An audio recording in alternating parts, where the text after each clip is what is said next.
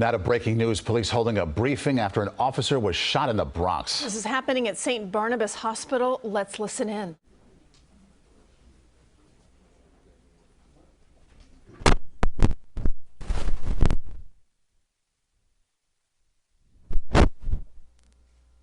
First, we want to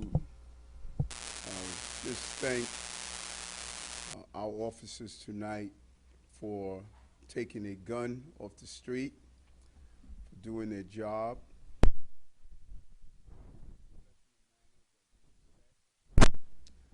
Using the proper police tactics to apprehend a known dangerous person in this community. And I think it's crucial to highlight this individual just was placed on probation for possession of a gun in December. January, he's back in possession of a gun. Something is wrong with that. We are making tactical errors on preventing the law enforcement communities from being able to rid our communities of guns. That's unacceptable. There is a clear signal on the streets that it is all right to carry a gun in the city of New York.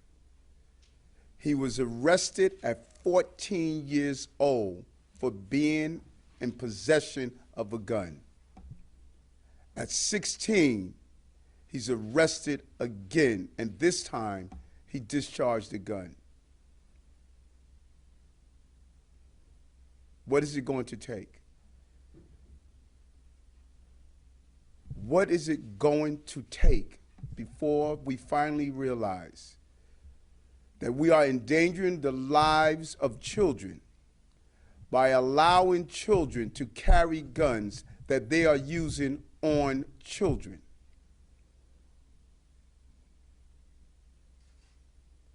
I am just frustrated with this. We are putting our communities in harm's way. We're putting our police officers in harm's way, and we don't seem to get it. It is unacceptable to be in possession of a gun in the city of New York. Yet there's signal on the street that it is acceptable. I want to take my hat off to these officers. They showed a great level of restraint, able to apprehend a person who was arrested for having a gun before. And they were able to apprehend him without taking the life of a person. My police commissioner is putting all the methodologies that are needed, all of the police personnel on the ground, coordinating with the right plan. But there's one thing we need. We need help. We need help. We need our lawmakers to look at this and the overproliferation of guns in our community. We need them to look at the energy that's out there that say it's okay to carry a gun. And then when we make good arrests like this, we need to make sure they're prosecuted. And I want to thank DA Clark for understanding how important this is. We need the entire team on board to keep our city safe. We should not be in this hospital right now thanking God that that officer is alive. It's unacceptable. And so I thank this precinct. I thank the men and women who are out on patrol tonight and made the decision to put themselves in harm's way to keep the people of this city safe. One officer shot is one officer too many. One civilian shot is one civilian too many. Our city must be safe. That's the promise I made, and that's the promise I'm going to keep. And we're going to utilize our agency to carry this out.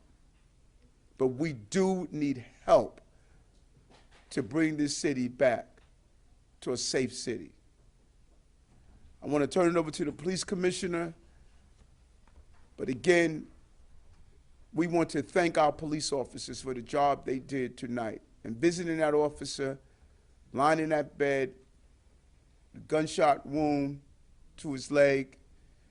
Just a few weeks ago, visiting an officer who was shot in the head. Earlier today, visiting the family of a 19-year-old baby that was shot in Burger King.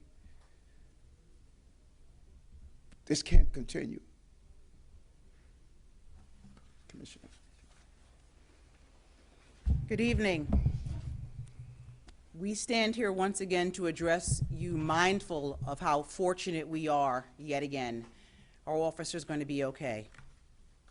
Tonight at approximately 9:30 p.m., officers assigned to the 4-8 Precinct Public Safety Team were patrolling the area of Lorillard Place and East 187th Street. There were a total of 6 police officers in 2 unmarked police vehicles who were all in uniform. As the officers approached the corner of Lorillard Place and East 187th Street, they parked their vehicles and walked to 2356 Lorillard Place to address a large disorderly group of individuals at the location. Upon the officers' arrival, the individuals came out to the sidewalk. As the officers approached one of the men, he failed to comply with the officer's orders to remove his hands from his pockets. After several attempts to have the individual comply, he began to physically struggle with the officers. At this point, there was a single round fired from the suspect's firearm that struck the suspect in his left groin area and then exited the suspect and struck the officer in the right leg. The officer and suspect were transported to this hospital by police vehicles, both with non-life-threatening injuries. I have watched the officers' body-worn cameras and their firearms have been inspected. At no time did any officer fire their weapons. The perpetrator is a 16-year-old criminal group member, and our officer who was injured is a 4-year veteran. Tonight is yet another example of how quickly incidents can escalate and how our officers risk their lives to keep this city safe. I've been privileged to lead the NYPD for 18 days, and it is the second time I've had to come to the hospital for an officer shot. It underscores that there are too many illegal guns on the streets of New York City, and all too often, those who are carrying them are young. A tragic issue the NYPD, alongside the mayor, is tackling head-on. I want to thank Dr. Patty and the incredible medical staff at St. Barnabas Hospital for their work, and I'm going to turn it over to the Chief of Detectives, James Essick, for details. Thank you, Commissioner, Mr. Mayor. Just like to give a brief overview of the investigation where we stand before I take questions. So at approximately 9:31 last night in front of 2356 Lorillard Place, a location known to us as a problematic block with drugs, gangs, and disorderly groups. Two PD vehicles consisting of 6 public safety officers approach of a group of at least 7 individuals. As they approach, one male steps towards a white auto parked in front of.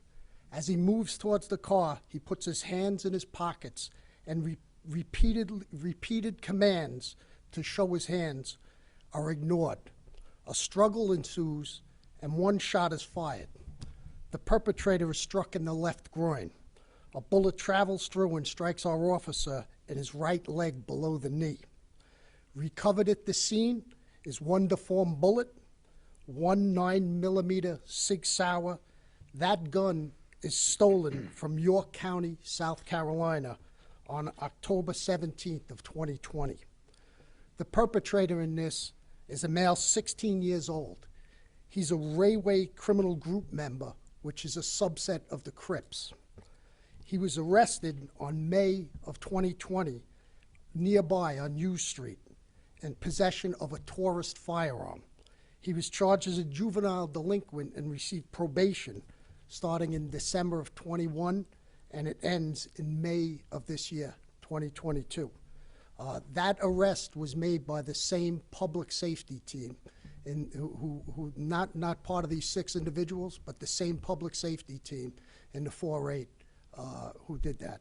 So before we take questions, I'd like to turn it over to the PBA President, Pat Lynch. Thank you, Chief, Commissioner, Mayor. You know, what we saw tonight is both the problem and the solution. The problem, a person that's carrying a weapon that should have been paying the consequences for being arrested once, but nonetheless was out in the street and carried again, and now we have a police officer here in the street. The solution, police officers putting themselves in harm's way to take that gun off the street and then getting shot.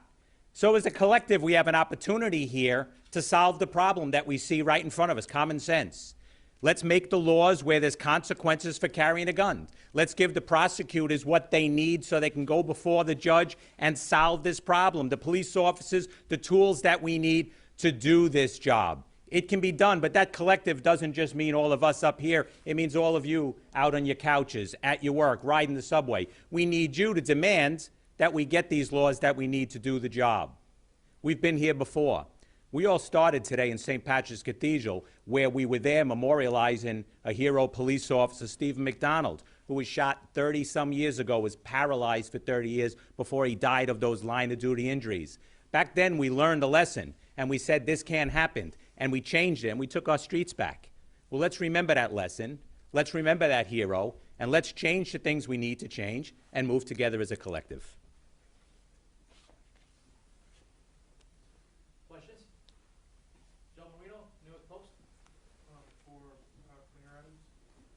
Mr. Mayor, particularly in the Bronx, over the past year, we've seen 16, 17-year-olds arrested with guns. And as the police can take people out of operation, you can make arrests, take that individual off the street and confiscate the gun. When they get into the courts, those cases are diverted usually to family court or youth court under the state's bail reform law. And it leads to the same outcome, where you see the juvenile offender go back to the same neighborhood or the same set of circumstances that has fostered that predilection for carrying guns. How do you solve for that without the help of the state legislature? It's a real challenge without the help of lawmakers in Albany. And the goal is to tweak the law in the right places. Anytime there's a gun involved, we have to look at that in a serious fashion, and now we're not doing that. That is the focus area, the gun. And we can't treat gun crimes as any ordinary crime. The theme that the gun must be exposed is the wrong direction. Other parts of raise the age we must look at. I believe now is an opportunity based on the data that we have recovered and based on the incidents to sit down and have an intelligent conversation of how do we keep our cities safe. If the goal is to protect young people, then we need to be protecting the young people who are the victims of these levels of violence. Because if we don't, we're just going to continue to have the faucet running, and the officers are on the street with their cups running over with gun violence. A follow-up to that, you mentioned that this individual was a member of the Railway crew. Yes, the Railway crew. It's a subset of the Crips. And is this part of a larger dispute in the confines of 4846 between Railway and Gun? Yes, you're going back to last summer. Yeah. Railway, Third Side, Sev Side, Crip sets fighting the Bloods in the Bronx. I think we had, if you recall, during the summer, late last year, 3 homicides of young individuals, 13-year-old, 16-year-old, 19-year-old, all part of this ongoing violence up there. Any other questions? Can we show a picture of the gun, Chief? Can you step on over?